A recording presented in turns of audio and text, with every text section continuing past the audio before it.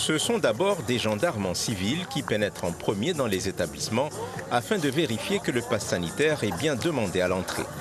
Arrivent ensuite les militaires en tenue qui vont cette fois contrôler les employés.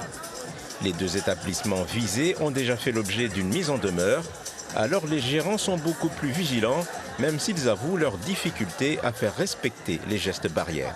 Les gens en demandent toujours plus, c'est vrai, mais nous, volontairement, on réduit la quantité de personnes qu'on peut recevoir sur le site pour pouvoir justement gérer et éviter tous les débordements.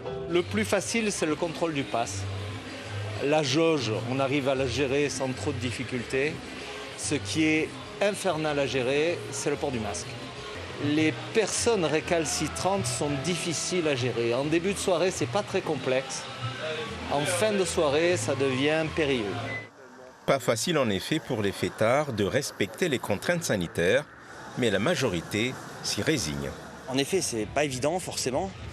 Mais bon, on a quand même envie de s'amuser, donc on fait avec, on essaie de respecter. Et forcément, on a des moments d'absence, mais bon, il y a toujours des vigiles et les patrons des bars qui veillent à ce que ce soit assez sérieux là-dessus. Cette nuit, les contrôles se sont plutôt bien passés. Aucune infraction n'est à signaler. Ce qu'on a constaté, c'est qu'il y a bien un contrôle du pass sanitaire, il y a bien un contrôle de la jauge. Le port du masque est plus aléatoire. Mais c'est vrai aussi que c'est compliqué de faire porter, d'être derrière chaque personne. On est passé le week-end précédent, on va passer ce week-end et on repassera tous les week-ends et tous les soirs où en fait ces établissements reçoivent du public. Un travail de longue haleine.